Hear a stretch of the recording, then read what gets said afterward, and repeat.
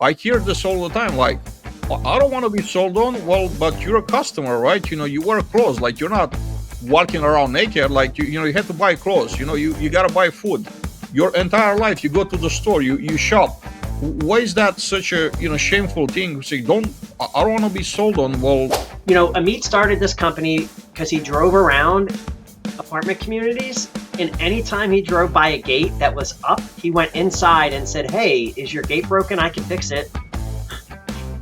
That's how he built the business, and that's how he got his first several clients. And look, I have no knock. Everyone has to make money. I wasn't talking about knock. I'm talking about, the PMSs in general, Yardi, Entrada, RealPay, all of them. They're all raising their prices to integrate. I think that makes it very difficult for great companies to do great things for the operators they're working for when they can't have access to their company's data like they should. Look, I think we're tight because we are all honest and transparent with each other. Because look, operators are freaking salespeople too, but they're selling to the consumers. We're on the supplier side, we're selling them services to make it easier to sell and keep their consumers, right, and their residents. So I wanted to start you with a most basic question, right? Probably the question that nobody answers. Who's Joe Summers? oh geez, how long is this podcast, Adrian? As long as you want it to be.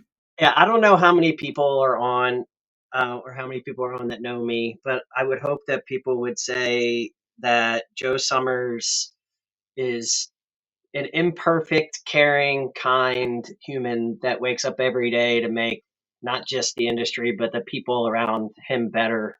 I never settle.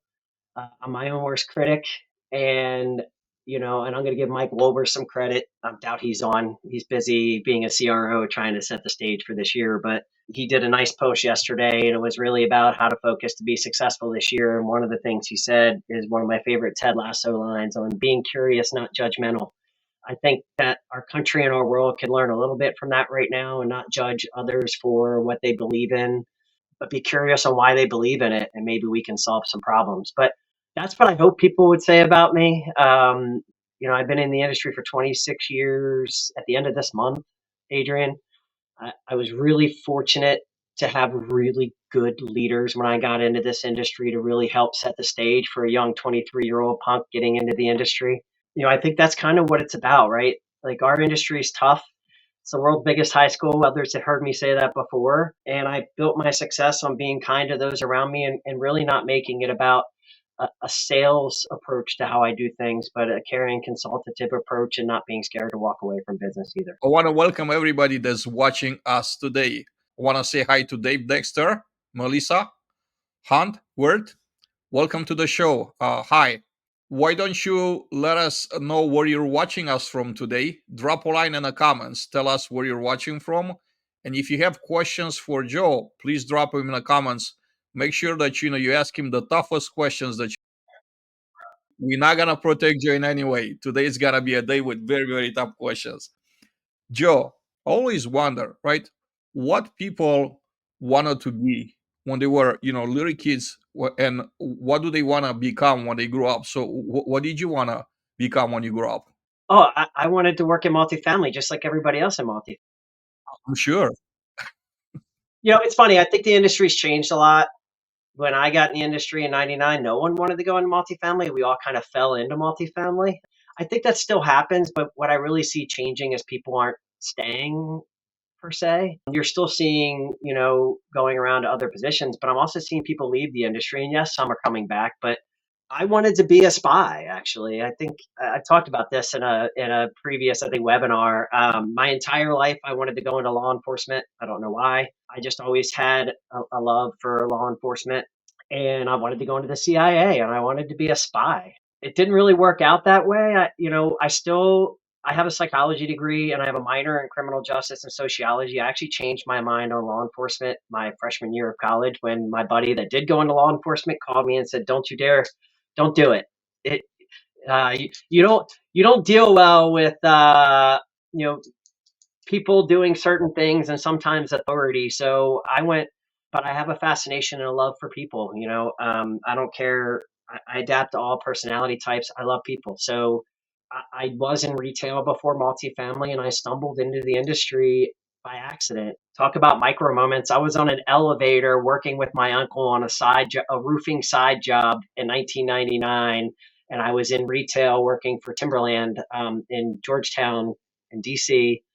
Had worked at Timberland through college, and Kim Adams, who was in the industry still, who is probably definitely my longest friend in the industry that I worked in retail with. She happened to leave retail and go work in advertising at the apartment guide in DC. And I ran into her in an elevator with her mom at a doctor's appointment on a Saturday morning at like 8 a.m. And next thing I know, I had a phone call 4 days later from the publisher at that market saying, "Hey, Kim Adams said we should talk to you about a job." And the rest is history. My boss in that situation really set the stage for kind of what made me successful throughout my career. So I'm not going to give her name, so I'm going to embarrass her. I didn't ask if I could give her name yet, although I did just give Kim. So, all right, Sherry Perna Raymond, there you go. I just said it to the whole world, so maybe she'll get some credit for that. Was that job in sales, Joe? Yes. So I started in advertising. I mean, there was no technology, right? I always make this joke. Technology was you walk into an office and you see the property manager smoking a cigarette and there's a fax machine behind her. That's what technology was back then, right? A fax machine and a smoky office. So, I started in advertising. Was very fortunate in 2003 to move more towards the tech sector in the industry. Got my first taste. I was at a company called Call Source for almost 10 years. And I know there's some alum on here. I saw say hi. It gave my first taste on building a territory myself and then building a national sales team and then really just applying, some of the scaling efforts. And that was my first acquisition in the industry. And the rest is kind of history from there. And that's really what I've grown to love, is to really work with startup companies, scaling companies, and really help them either position for acquisition or stabilized at scale. How hard was it for you to learn how to sell? Tell me about becoming a salesperson, first of all. I'm still learning. Does that answer your question? Well, tell me about what you've learned so far. I, you know, Just partially. Adrian, I have my own company because I've learned more about what not to do than what to do. So that is more important, I think, than sometimes learning about what to do. Look, the things I've learned the most to keep it high level is to really truly believe in human nature, to be genuine, to be transparent, to make things about the person you're talking to and not about yourself, which is hard to do. And by the way, my biggest weakness that I still work on, and my wife will agree, I get excited and I have these ideas. And one thing I really work on a lot is listening deeper. And I don't care how good you are at listening, I think it's a skill everyone can get better at every day.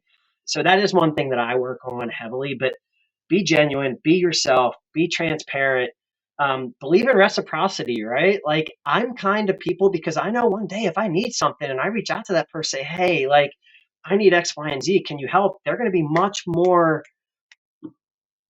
prompt to help me because I was always there for them. And I truly, and I would hope that people that have known me for a while know that, like, I truly care about the individual and the company I'm working with. And if what I'm trying to position to you isn't a right fit, I'm never going to force that fit.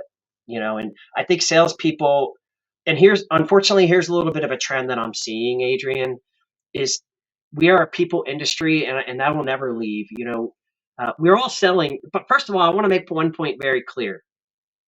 Our industry has an issue with a big fence in the middle, right, of operators and suppliers. And I'm just going to say I've worked really hard in my career to break that fence down and to really break that wall down. Tara has done an amazing job with the multifamily matchmaking group. I got to give her a plug.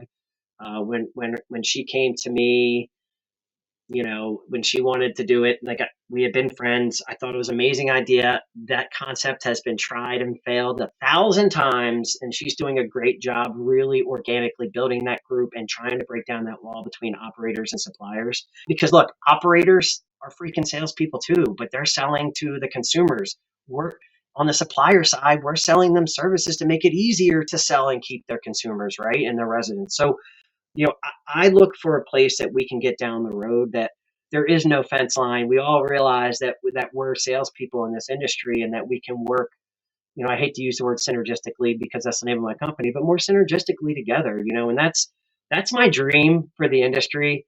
I swear, I turned 50 in a year. I swear, like I will never retire, but before I officially retire, I really want to see a lot more alignment in our industry. I think, the buzzword right now, centralization and sure AI, but centralization more than anything is a big buzzword.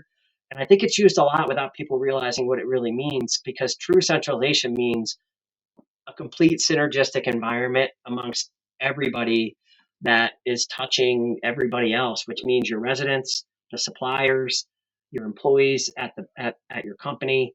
It truly is an all-encompassing approach that we need to start taking. You're one of the very few people that express this, and I'm in agreement with you 100%. Everybody sells something, right?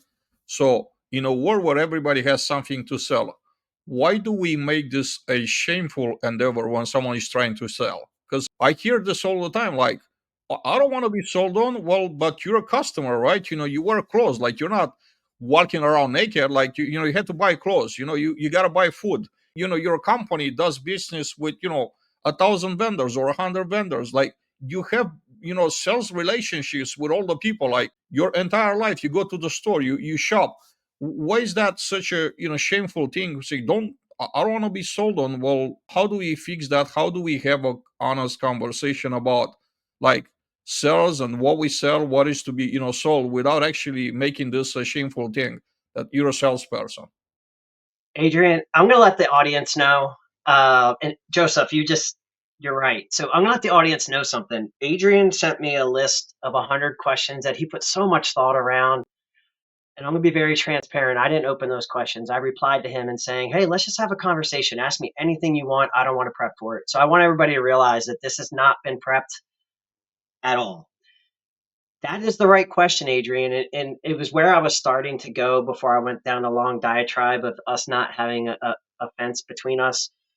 I do think that modern day sales tack, I'm going to be very honest, I'm an old school salesperson. And the fact that, yes, I know we need technology to make us more efficient, smarter, not harder, but technology should never make us less of a person and more of a robot. And one of the biggest issues I have right now, and by the way, I carry a founder title. I carry a CRO title. We haven't even gotten into kind of what I'm doing right now in my career, but because of those titles I hold, I literally, and I'm not making this number up, I get anywhere from 15 to 30 or so LinkedIn text messages, emails, and one, no one should be texting anyone, in my opinion, unless they've received permission to do so in a conversation or otherwise, because it's that fine line between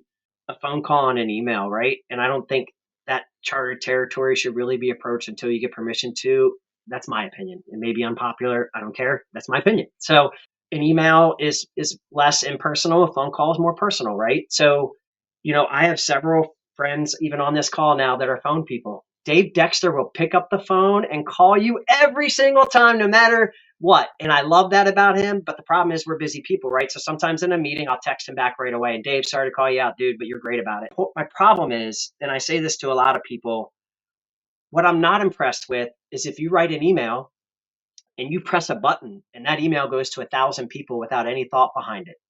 So I don't care if you're using any kind of sales enablement tools, put thought behind it, put research behind it, put some human element behind your automation instead of trying to make sure that you're pushing a button to hit the activity goals. If you're okay, I'm going to segue for a second and talk about how I feel about activity. Is that okay? Go for it. You know, I'm a little backwards. Well, maybe not really. Maybe not really, but I don't. What drives me crazy is when leaders come in and they're like, "I need 1,000 emails in a week and 500 LinkedIn messages, whatever." I'm making those numbers up, right? So then what happens, right? What becomes the goal? Sending, making your numbers. The goal doesn't become selling. The goal becomes how many emails I can send, and they don't mean crap. So what I would like to see, and by the way, so I get 15 to 30 a day, and I'm not even kidding. I've gotten between LinkedIn and email today. I counted before I got on this call. I have 23 already today, and it's 12:45. I haven't looked since I got on. I have everything on Do Not Disturb, but 23 by 12 p.m. today, and it's the second day of the year. Sorry, third day of the year, and like a lot of people are still on vacation. Like you won't see me touching base with anybody until next week, right? Because people are in vacation mode. But you know, what I like to see is thoughtful, using technology in the way it should be to make you more efficient. Thoughtful follow up. I'd rather see, instead of sending 1,000 emails and getting one meeting, I'd like to see, okay, how do I do 10 pieces of activity and get one meeting, right? Smarter, not harder. So I actually have no activity goals in any sales team I coach or I lead. I put meeting goals in place, qualified meeting goals, show rate expectations. I expect a certain number of meetings per week because those meetings and those thoughtful conversations are what's going to drive the proposals and sales, not sending a blind email to people you don't know. Sure, that may work if you send it to a list of people you know over the past 10, 15 years, but it's not going to work if you're trying to make a mark in the industry and you're a younger person trying to take a less personal approach. And so if there's one thing I can tell the younger sales folks in this space is it is the world's biggest high school. Yes, it is relationship based, but don't ever make it relationship driven. Don't ever take those relationships for granted and expect a sale in return. You still have to prove what you can do with those relationships. That's why sometimes it drives me nuts when someone says, well, who do you know? I'm like, I know a lot of people. And if I don't know them, it's 2 degrees of separation. I know somebody that knows them, but that doesn't mean I'm going to make a referral to you if you're not telling me on what value you're going to provide in that introduction. So it's kind of the same thing. Don't take relationships for granted. I'm really careful about who I go to for certain things, mostly to get opinions. I'm not going to lie. I sit on several boards. I leverage my friendships, and when I say friendships, I mean both on the supplier and the operator side. Another piece of advice, and people that know me are going to hate to hear this because I say it all the time, but supplier relationships are equally or more important than operator relationships because we are the ones that are out there facing the same things and finding out pain points of clients and finding out what makes people tick, connected in different ways, right? So when I say 2 degrees of separation, I know, okay, I don't know this person in Seattle, so I can call my friend Kimberly Cameron, who knows everybody in Seattle, and I can tell her what I'm trying to accomplish and have an introduction. So, so my point is, like, I would love to see of us getting more back to that. That's all it was. I mean, when I was selling hardcore before I went into leadership a little over 15 years ago, I didn't have sales, but yeah, I had Salesforce eventually, but I started selling through spreadsheets and visiting communities, face to face time, some of those things, creating those unique relationships that I just feel don't exist as deeply as they used to in our space. We're about 19 minutes in, Joe, and it seems like we haven't even got warmed up. I have so many questions just from what you just said. I have probably like 5 to 10 questions that are of interest to anyone that's actually trying to get their feet wet in an industry. Not only that, but even people that are struggling. They've been around in an industry and they're currently struggling.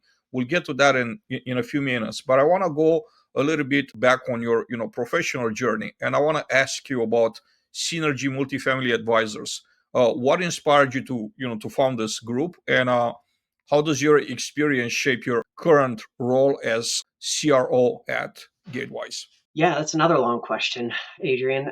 It- It's actually 2 questions in one. I should stop in the middle. I love it. So, when I started my own company, it was because I had built companies for other people and I thought it was time to do it for me. And look, a lot of what I do now is based off of wanting to do good in the industry. And I know it sounds crazy, but Adrian, I left. The only position I've left is one that I thought I'd be at my whole life when I helped build a multifamily vertical at Zillow. Amazing company, first large public company I'd ever worked for after building two companies and positioning for and selling them. I was 40 years old at the time. I had been there for a little over 2 years, and I was on a plane a lot, 4 or 5 days a week. And I had woken up on a Friday not knowing what city I was, not remembering. My kids were 10 and 7 at the time, and I realized that day that life was too short.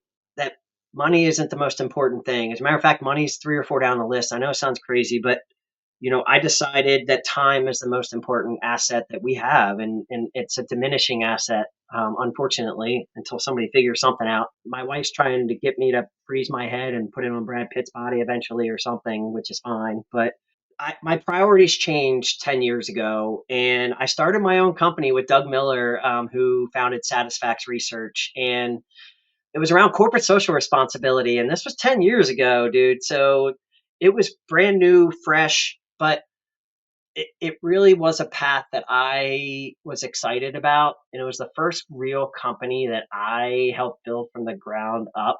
That company is since now Swift Bunny. Joe Bailey, who founded Grace Hill, bought that company, and now it's Swift Bunny. They're doing a great job with employee feedback and other feedback. But we started it because we felt it was a great tie-in to our industry moving in the right direction to break down those walls I talked about earlier. And then, unfortunately, about a year into it, I literally had, and I'm not mentioning any names on this one, but I had a C-level person at an NMHC top 10 tell me that they wanted to work with us, but wanted to do the minimum just so that they could tell the public and promote to the public that they do that. And it kind of changed my perception a little bit on what good really means in this industry. And, I think we can pontificate on that for a long time on what people perceive as good, but I think it's pretty simple. When you're kind to those around you, no matter what they do, whether they're pushing a broom, cleaning bathrooms, or whether they're sitting in the ivory tower running a company, like, to me, kindness always wins in those situations. But also truly caring about those around you. And I think one of the biggest issues with our industry is that at the end of the day, it's about heads and beds. And it's about, if there's high occupancy and owners are making money, a lot of things are overlooked, unfortunately. And so I started my company, back to your original question, to help new companies on the supplier side in our industry learn how to navigate those waters, learn how to avoid some of the things I had to learn the hard way through growing companies and sales teams and having great successes and great failures. And, I always say this, like, I'm much harder on myself than anyone else. And I relish and focus on the negative and the failures more than I appreciate the wins, which I'm not applauding. I wish I could appreciate the wins a little bit more. But I wanted to help companies that there's a lot of young money, young ideas out there. But what happened is the space got really saturated. I'm sure you've noticed the past 3-4 years. I started my company 3 years ago this month. I think the industry's changed a lot. 5-7 years ago, I used to always say hospitality, hotels 5-7 years ahead of us and their tactics on how they market to their consumers, all the things. But I think what happened is we hyper accelerated a little fast, and there's so many products in the market right now that are confusing the operators. So my business has evolved a little bit. I decided to get heavier involved in some boards with companies that I believe are doing really good things. I'll just throw a couple out. Demi is doing a great composting solution to help them, help the certain markets that have to come up with composting solutions. I know it sounds crazy and not in my wheelhouse, but it is actually, because of some of the ways that they're growing their business and the traction they're getting. Also, another company I just started, on their advisory board, called Invited. They're really trying to create a sense of community at apartment communities, things like that. And I've been very picky and choosy. That's not even it's not even a saying, but I'm going to say it anyways. I've been very selective in kind of who I've been working with, but I also realized I wanted to pare it down a little bit. So I've evolved my company. I have 8 companies in my ownership portfolio. I founded a company with my buddy Devin Wirt, who I believe may even be on this call, but I know his wife is, so because she said hi. But we wanted to come up with a really good solution when it came to operators having to vet out all of their, landscapers and all of those things. So we're trying to find easy, no-brainer ways to fill gaps that are missing. I'm currently, after 2 years of completely working with the CEO and founder of GateWise, Amit Sherman, I decided to actually go on in a day-to-day capacity with them and help build the sales team out. They have an amazing, affordable access control solution. He focused on the B and C communities right away from access control perspective. Now we're trying to launch even more AI cameras and unit locks and things like that that gear more towards the B and C communities that don't have the high budgets, but their residents still deserve to be retrofitted with some of this newer technology that makes the property more efficient, but also brings a great amenity and a sense of safety to, I'm very careful how I say that, but a sense of safety to the communities that we help service. I mean, I'm very proud to be working with that team. We've grown tremendously the past 3 years that I've been involved with them. I did come on board in a full-time capacity earlier in 2024 to help scale the company. Since then, we've added some amazing salespeople and really had a good focus as we're helping grow that sector of the business. I mean, we quietly have almost, I think we're about 550,000 units right now. We're in over 2,000 apartment communities. And you're only going to continue to see more for us from us. And, you know, again, I try and do that stuff quietly. I mean, I'm sure you've noticed, Adrian, like I let my buddies like you and Wolber and Tony and Moshe and a lot of those guys that, John Treble and, a lot of these guys that I'm friends with, like I'm almost 50. I've been in this industry a long time. Like I'm not going to be out there spreading my opinions because I have too many of them, but I'm more than happy to continue to be involved in conversations and to give feedback and help. I'm almost always available for anyone that asks. My schedule is a complete disaster, but I try and make sure that I make time no matter what. Even if it's someone texting me saying, "Hey, can you chat?" I'm like, "Hell no, my calendar is an S show today, but I can chat tomorrow or Thursday, right?" So I think that's what we have to continue to do. So to even narrow it down a little bit more for you, Adrian, like I started my company because I still have a belief in the industry that we can be better. And, at the end of the day, by being better, it means that you're coming up with solutions no matter whether it's an operator or supplier driven. I'm actually on the operator side as well, which is kind of funny. I work also one of the companies that I'm involved with is called Ancillary Services Management. We actually act as the owner's agent for roughly about 250,000 units around the country.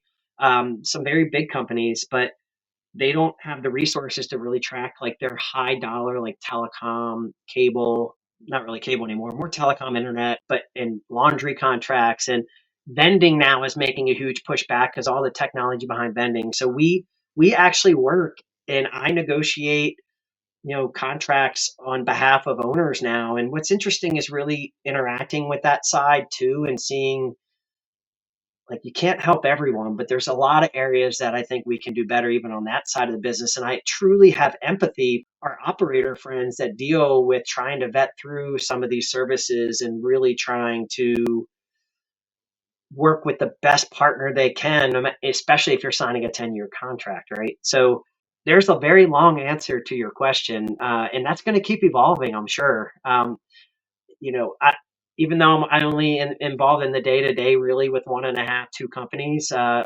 would say ASM is one and a half because there's great resources there and it's maddening slower there. And I have to move 100 miles an hour. I feel like I'm not moving. But I see that evolving as time goes on too. And I get involved more as I get older, instead of retiring, I want to be on more advisory boards and really be involved, that way. When you took the route of becoming an entrepreneur and founding businesses and going that route, what really pulled you back into a full-time role? What was the determining factor that made you say, okay, I'm gonna sign up for this. I'm gonna do this with GateWise. It has to be something special about that, I would think, because everybody that kind of like dreams of becoming an entrepreneur, they become an entrepreneur, they try to stay an entrepreneur, but the way, the reverse, right? The way once you become an entrepreneur and a founder, the way back to a full time, I would say it's not so common in my experience from what I'm seeing. So it must have been something very special that determined you. What was that special thing that made you say, okay, I'm going to take on this project. I want to do this. Yeah, I could give you the generic, oh, the product is amazing, which by the way, the product is amazing. The economics are amazing. All of that's amazing. But I truly decided overall to do it because of my loyalty for the CEO and founder, Amit Sherman. Anybody that's ever, he is a native Israeli, Jewish, came to our country, built an amazing product. And, you know, seeing and knowing him for a little over 3 years and spending 2 years with him before I decided to come on full time. Look, I tell a lot of people I love them and I'm a hugger. And one reason why is because I've lost a lot of friends. I'm 50 and I've probably lost 10 friends now. I actually, not to go morbid here, I lost a friend to a long battle on this past Sunday, and he was 50 years old. And life's too short. So I make sure I tell everyone I care about that I care about them, right? But I love this man. And quite honestly, he is what really ultimately made me decide. And plus, he did it the right way, right? Like I told him it was non negotiable. My company still has to stay intact. I still have to sit on my boards, those kind of things. So he's very open to that because he knows how dedicated I am to these things. And quite honestly, we're in a situation that it needs my full-time attention. We're scaling the company. We're trying to scale it rapidly to certain areas. This year alone, there was 4 new sales hires. I mean, there's been a lot going on that needs my deeper attention. So that's why I decided to do it, Adrian. I'm not gonna. Yes, it's a great product and all that, but at the end of the day, it's just like everything else we started the conversation with. It comes down to the people, and the people at GateWise and Amit specifically are the game changer. Amit, I've never been in a relationship with a CEO and a founder that the CRO is trying to tell the CEO to stop giving stuff away. Like normally it's a CRO going, I want to discount this and I want to do that, but it's like the opposite with us because Amit just wants to do good all the time. And that's a great mix, right? When you have a team like that is all aligned in that direction. Well, tell me a little bit more about your role as a CRO at GateWise, or about your responsibilities in a work chart. All of them. Like all of my CRO friends would agree. I mean, the thing about being a CRO that's very different is that every department depends on you and you depend on every department. It's very interesting, right? Like you have to be very close with the CEO, you have to be very close to the CTO, you have to be very close to CEO, and everything's driven by sales performance. And the other crazy thing about sales performance is that it's measurable. You know what I mean? Like it's not like a lot of other jobs at companies outside of sales that, okay, how do I show that someone was successful in their role? In sales, it's black and white. You either hit the number or you didn't, right? Like and then you got to back into why you didn't hit those numbers. And the day to day can be amazing 1 second and crazy the next. But I will say this, I have a lot less fires here than I've ever had. One thing I'm going to give praise to about GateWise is Amit and team have always taken care of the clients first. And by that, it shows in our attrition rate. We have over 2,000 properties, and in the history of the company, which is 8 years, give or take a month, 12 properties have ever left GateWise. 12 out of 2,000 plus and growing. And I attribute that to really taking care of the clients, which makes it a little easier for me. It means that I don't have to deal with angry clients a lot. I don't have to deal with angry residents a lot. The product works, has a over a 5 nines uptime, which is great because if there's ever outages, it's generally because the property lost the power or whatever. Like we don't rely on Wi-Fi. It's all cell band based with a redundancy system built in. So there's a lot of stuff in there that makes my life easier to focus on the things I love to focus on, which is quite honestly coaching the sales team on a daily basis and making sure that I'm not only coaching them, but learning from them so I can pass that wisdom on to the other sales reps to make sure that we have a complete singular goal and vision. I know we've really done that at GateWise specifically. We have a very tight sales team and marketing team. We're all aligned and on the same page. We're all moving in the same direction and have ears to the ground, right? I just had this conversation this morning, with one of the sales reps is, hey, like every one of you are different. So I'm really diving in this year on fine tuning on how we can make you better at forecasting, how we can make you better at, you know, what's staying in your pipeline too long. I mean, so a lot of what I do is more science based, Adrian. I'm looking at the data. I'm looking at how things are moving. I'm looking at what the salespeople are learning in the damn field. Like nothing drives me crazier than when a company either releases a new product or the executive team does stuff behind closed doors at a board meeting or whatever, and they decide to go in a complete different direction, and they don't even consult with the people that are on the front lines dealing with it on a daily basis. And we're always having conversations on what we're learning. I'm in market for a lot of different reasons. We launched a self storage vertical a month ago, and I'm going to Houston next week, and my rep has 69 properties set up for us to tour while we're there, and I'm like, okay, let's go, like, sure.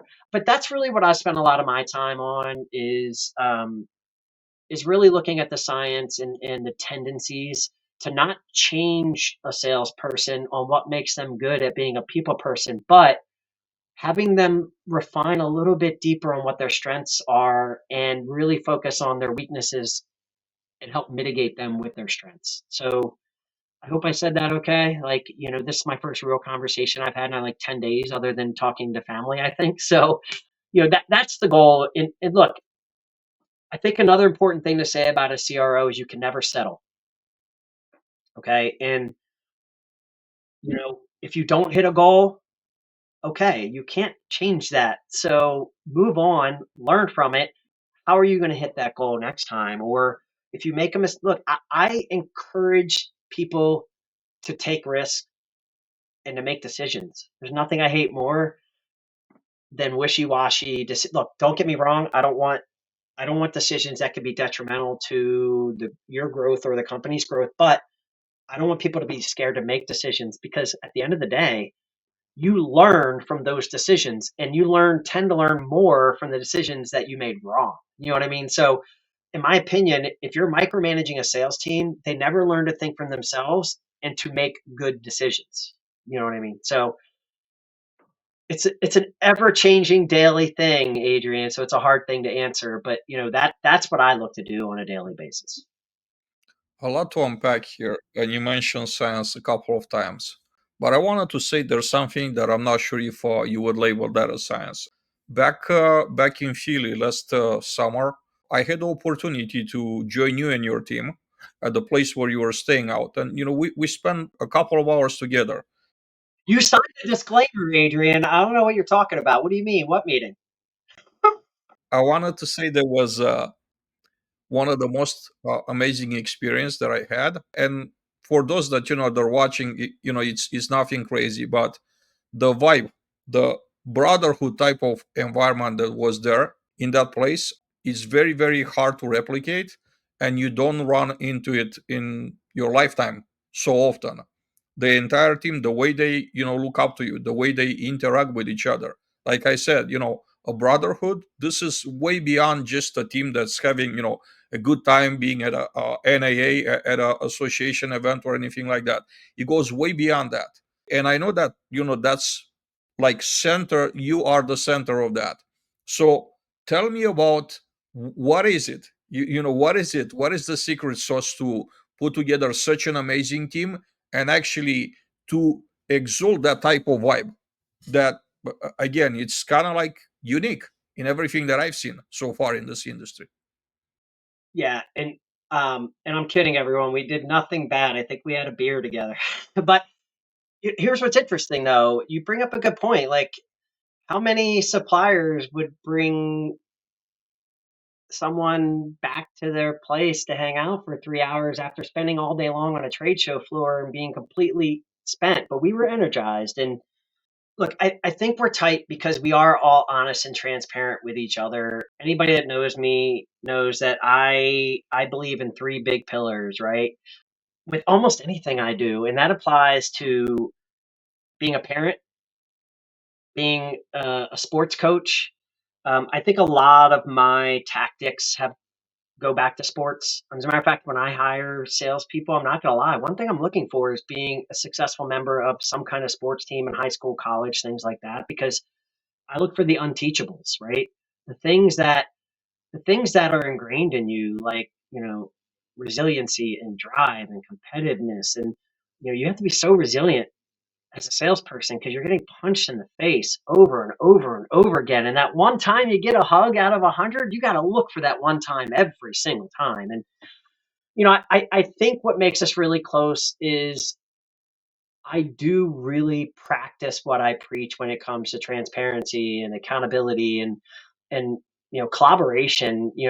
Those three things that are always been pillars of mine that I really talk about a lot. And we practice and preach them. And as a matter of fact, one of the first things I say if somebody comes to me with something, I'm like, "Well, did you talk to this person about it yet?" And they're like, "No." I'm like, "Why?" Like, this doesn't involve me yet unless you want me to get involved, but you need to work it out with them. And by the way, I rarely have to have those conversations with this team because that respect is there. And so if we're really talking about the main points there, I think caring and respect. And I understand what they go through. Having a sales position is the most maddening thing ever, Adrian, because you can have the best month or year ever, and guess what? It just reset. So you gotta be so resilient, and you have to be upbeat, and you have to live for making sure that you're helping grow the business in a positive way forward without getting discouraged by the fact that you're having a slow month, slow quarter, or whatever. So I think that's what really makes it tight is we practice what we preach. We don't just preach it.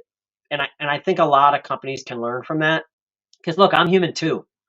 I make this very clear. And something else I think is important as a leader is, and a parent and a coach. You know what I mean? Like I've been involved. I've been playing lacrosse and hockey since I was 10 years old. I'm almost 50. I had to retire from lacrosse. I coach, and I've been coaching for over 25 years. And it all comes down to the same thing. It's respect and teamwork and making sure they know that they have a safe space in any conversation they have with you, and to know that like if they're going to have a negative conversation with you, you're going to make it positive and respectful, not negative and punch them in the face. And look, I've had to have negative conversations with people on my team, but I would like to think that they would all tell you that we had the conversation and we worked through it and it all came out successful on the other side. But look, I make mistakes multiple times a day as a dad, as a leader, as a husband, as a human being. I mean, I make mistakes every day. No one's perfect, but it's what you do with those mistakes that make you who you are, and that's what I hope I try and focus on. Oh, and Tara's right. I don't. I'm looking back. I don't sugarcoat. Like I'm not a yes person. I'm not gonna agree with someone just to agree. I will respectfully disagree and be willing to give my opinion if they would like. And I'm always look. I love being proven wrong. Believe it or not, my wife would disagree. But Adrian, I like being proven wrong. Like it drives me to challenge someone to prove me wrong. And when they do it, I'm pumped, not just for them, but for me to learn and be proven wrong. And it's very rare that I will tell a salesperson no without giving guidance on how to make what they were asking into a yes. Did that make sense? 100%. Joe, I like to spend a little more time on what you do at GateWise, not what you personally do, what GateWise does.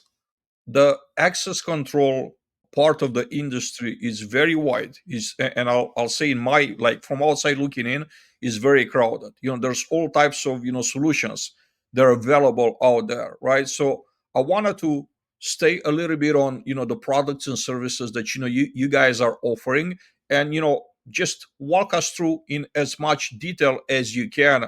And then secondly, what is that differentiates GateWise from just about like anybody else? Because I'm assuming it's got to be something that's a differentiator, right? That there's different things about each company. Not everybody does the same thing under this access control like logo. There's a lot behind it, a lot to unpack, and it doesn't mean that you all sell the same products, the same services. There's significant differences. Yeah, I think for GateWise, it's pretty easy. Who people think are our competitors, they're not really our competitors unless they make themselves our competitors. Because when you're talking about, and look, I'm not going to mention anybody negatively or positively. I believe in competition. Like, I don't believe in a lack of competition. Competition is what makes everyone sharper. But when you're looking at like a smart rat, even a butterfly to some extent, you know, because of the nature and the cost of what they do, they really focused on the ultra A new construction part of our industry. And, you know, Amit wanted to focus on the 85% of the industry that isn't ultra A, because if you think about it, they're going after 15%, we're going after 85, and that's good. Amit started this company because he drove around apartment communities, and anytime he drove by a gate that was up, he went inside and said, "Hey, is your gate broken? I can fix it." That's how he built the business, and that's how he got his first several clients. And our competitors are actually more older solutions in the industry, like Door King, Linear, some of those old gate type products. When we started scaling into Houston, and into Texas in general, which we have hundreds of properties. I mean, Texas is our largest saturated market by far because it has so many gates. Really focused on the gate controller part of it. We were coming into properties that hadn't had their gate working in years, and we were able to put our technology directly in line with their gate, and they didn't have to spend tens of thousands of dollars to replace the gate, and their gate worked because we were controlling it, and we put it in technology in the cloud so that you can also control everything you do from a centralized location. Now, this was several years ago, but fast forward a little bit. Now we're looking at other solutions that we already have in place. We had clients that pushed us into the self-guided touring part of what we do because as access control, if they use your access control, they want to have a seamless self-guided touring product. We have that now. Okay. It also evolves into, hey, like we want to be able to have more of an idea of what's going on at our gates. So we built a smart gate technology product that is currently right now in the market in about 50 or 60 properties, to where we have an AI camera at the gate as well that shows detection, automatically opens the gate for emergency vehicles, package carriers, things like that. But we also are testing and at several properties have LPR technology to where we're reading license plates and automatically opening and closing gates and logging every license plate. And we're also testing what we're calling a virtual gate. And this is really important to a lot of the non-gated communities across the country, but also self-storage as they're really trying to go more vertical versus the traditional self-storage that everyone knows that kind of looks like sheds and stuff like that.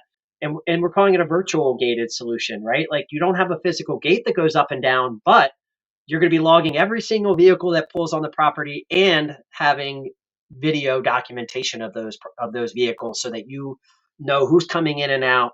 All of it's being logged. It's interesting. We're also learning what directions not to go in. You know what I mean? Like we can do access control at any property very easily, very simply at any door, any elevator, any amenity, any of those simple.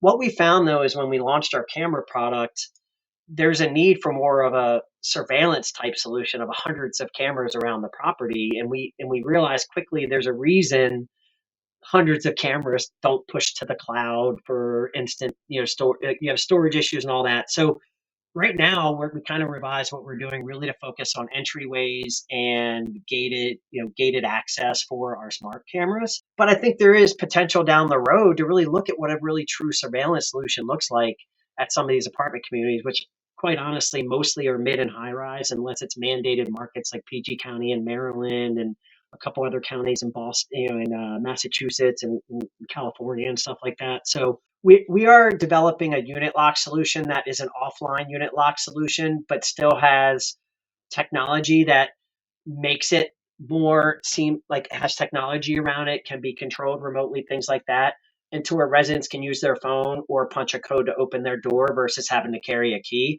So we're also trying to find a really good solution for B and C communities to have a very low cost unit lock solution that they don't have to pay tens of thousands of dollars a year for key track solutions or manage keys. Everything will be digitally done. Our whole goal is to become, we talked about the word centralized, the true centralized solution nationally, especially with some of our national players that, if you're sitting in your office in the corporate office in Maryland and you have properties all over the country, you want to be able to log in and see what's going on at every single property. Are the gates down? Things like that. So it's really important to us to make sure that we're bringing those services to the properties that historically haven't been able to take advantage of those kind of amenities and quite honestly, efficiencies. Like one thing that we make sure we talk about is, hey, not only is it great for your resident in that sense of security and safety type, area, but it makes you so much more efficient as an operator to where, every single time a resident's going through an access point, you know, every single time they're sharing their apartment key or amenity key digitally with, you know, a guest or whatever. So it really puts everything trackable for you, which has really been the game changer with the efficiencies with our clients. I think you're onto something big, and I want to pull up a comment from this is from Brandon. Brandon, thank you for being with us today. Brandon Hammond. His comment is love the focus on a BNC community. So many suppliers shy away from these communities or the operators who manage them. But those on-site team members, residents, and property owners deserve solutions that will make their lives or their workdays better. So I couldn't agree more there. And think of it this way, they have less resources and money to do the things, right? So it's kind of like a vicious cycle, you know, especially with this new construct. One reason new construction, especially in A, is so successful is generally they're rolling the capex into the construction loan, and they're either selling the property or refinancing it second year anyways, right? So we focus a lot more on retrofitting and a lot more on fixing current pain point and problems. If a property's gate isn't working, they want it fixed right away, and we can do that affordably and quickly. Yeah, and like you said, you're capturing 80% of the market, 85, while most people are focusing on 50%, 15%. This actually led me to something else. Most suppliers are actually fighting over NMHC top 50, while this top 50 only represents somewhere around 20% of the entire multifamily market. So 80% is kind of like, out there up for grabs, and everybody else is focusing on the 20%. That's kind of very interesting for me. And I always preach, like, look to the middle market companies, because there's a lot of potential for anyone out there to do business, and they're underserved. Like, they don't have resources available because most like vendor resources are focusing on the top 50. So it's kind of win-win situation. It's kind of like, still the open market out there, which is amazing to me. We're in 2024, right? The industry's been around for many decades. Yeah. Look, and it's interesting. That's another good point you brought up, because we are diving into a much deeper ABM strategy in 2025 to penetrate into our. I mean, we have very large national players that we could continue to penetrate into in a better way. We have an amazing referral program. I mean, if one property refers four other sister properties to us in a 1 year, they get the entire year for free. They get a quarter free each time they. Like, we have the best referral program I've ever heard. We just haven't dove in like we should have. I believe in 50-50 growth, right? 50% of your growth should be with current clients, 50% of your growth should be in net new logos that you're working with. I think we do a fantastic job on both. Our split right now is 59-41. And 59% of our growth comes through existing clients. And I'm not talking about add-ons, I'm talking about new properties. And 41% of our growth is coming from our SDR team generating and our marketing team generating for the company. But we also have a lifetime closing ratio above 40%. Last I checked, it was like 46% lifetime for the company. And that's a big number. And a lot of those aren't even dead deals. They just make a decision yet. So there's a lot of room for growth. And look, like I said, I encourage competition. It makes everyone else stronger around you. But I actually tell, when companies come to me and they're like, we want to build our foundation on Greystar, I said, well, that's going to be a shaky foundation. And no offense to Greystar, but no one should build their foundation on a top 10 company. You build your foundation on a strong base that if one of them cancels, you're going to be okay. But if you build your business and more than single digit percentage of your business is with that particular client, you're at risk. And that means, I don't care if 20% of your business is one client. That means you're willing to give up 20% of your revenue if that client decides to leave you. And I don't think anybody's willing to give up 20% of their revenue, right? So make sure you have a healthy client base. Greystar is amazing to work with, but it's harder. Yes, you get a license to sell to their communities when you're a preferred supplier, but you got to go out and earn it and work each thing regionally. And, there's still a lot of work involved with that, but people think it's a magic formula, and it's not. And, you know, the top 10, even the top 25 in some cases, they can be the hardest accounts to work and the most work with not being as fruitful. So I definitely encourage going more after the 15,000 unit or less management companies that could be nimble and there's less red tape and you're dealing directly with the ownership groups and fee managers from no fault of their own. It's always going to be a difficult business. So, especially in today's climate, I think the fee management side of our business is different than it's ever been. Yeah, I'm noticing that there's a lot of absorption. Larger fee management companies are absorbing smaller companies. So you'll see at the very top right there that there's just more and more units being added, but also that means volatility. Because a large company that acquires a smaller company today might not be able to hold their entire portfolio 5 years from right now. So no, that's going to go to another company. When you're a vendor and you like betting on a top 10, 20 company, like your business might go away just like those properties are going away to somebody else. And it's the nature of the business. I think a lot of vendors don't understand that a owner only has to give like a 30-day notice to an operator in order to fire them and hire someone else. Well, here goes your contract with Graystar. If you're servicing a third party managed by a Graystar, when particular property transitions to another operator, that goes across the board. Doesn't matter if you call it asset living or RPM, you name it, any of the top big names. It's the nature of the third party business, and I think a lot of people don't understand. I've heard this all the time, like so and so is hard to pay bills. What I try to remind everyone is like, you have to understand that like this is a third party management deal. If the ownership is not paying deals, the third party management is not going to produce money or a thin air to pay the bills for on owner's behalf. Of course they manage, their name is on the line, but there's just so much more that I think most people don't know. They're looking at the who manages, and in their mind like that's the company they're doing business with. It's true, it's so true, but up to an extent. It could only go so far. Joe, I didn't even scratch the surface here. So how do we manage this? I think we should do another episode. That works for me.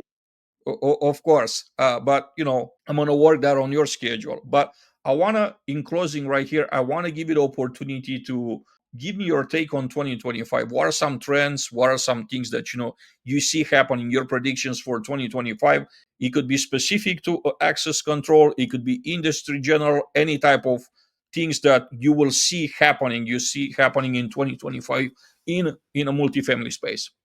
Now, am I saying what I would like to see or what I think I'm going to see? You're predicting, your predictions, your crystal ball.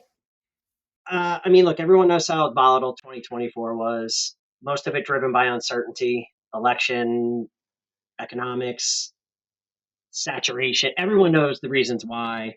I still think the first quarter of this year is going to be a little bit of okay, what's going to happen? But I'm actually optimistic this year that we're going to see some nice movement.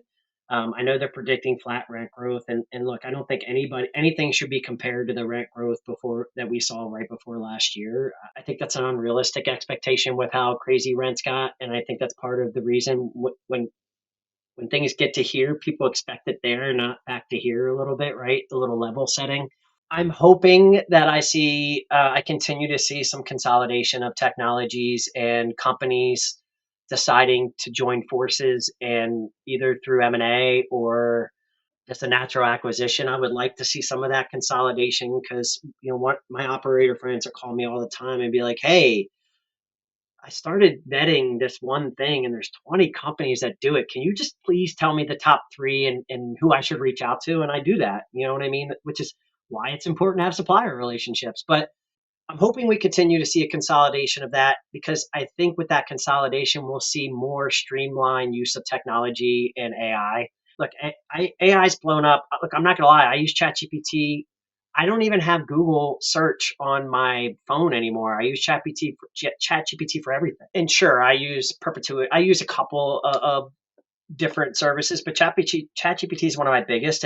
But I'm careful on how I use it too. Like I think people try to dive in too quick without truly understanding. I mean, that's kind of the nature of not just our industry, but the world in general. But I'm hoping I start seeing there's some great companies out there doing some great things with AI that I would like to continue to see develop. And I'm hoping those things create efficiencies in workflows and the resident experience in general. I think we can do a better case with the resident experience. I think look, I hated the movement to get rid of people in multifamily, because people are everything this industry represents, and I would be heartbroken if for some reason the people of this industry ever went away, right? Like, I think it's needed. But I would like to see a continued enhancement on focusing on brand, not just promoting individual properties. I know it's kind of blasphemy to say that in our industry, but there are a couple companies that have done a great job of it. And I just think our industry in general can do a great job of it. I mean, hospitality's done it forever. There's got to be a middle ground there. Lastly, I think that we need, and I would like to see, and I already see it starting to happen, is more synergy between, again, I use the word again, I didn't mean to, but more synergy between the PMSs and all the other technology out there. Look, I have no knock. Everyone has to make money. I wasn't talking about knock. I'm talking about, the PMSs in general, Yardi, Entrada, RealPay, all of them. They're all raising their prices to integrate.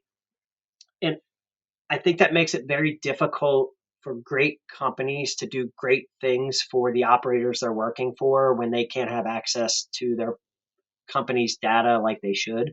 So I'm hoping, lastly, and I know this won't be a popular thing to say, but I'm hoping to see more flexibility in other sources of income, that these PMSs don't have to charge companies so much to be able to help grow the technology and the efficiencies in the business. And look, I get there's a lot of money in the PMS world, but I'm a huge believer in making sure that if it's a client's information and and data, that they should be able to use it any way they want to enhance their resident and employee experience. So there's my quick little 3 or 4 things that I'm optimistic that the industry will move forward to.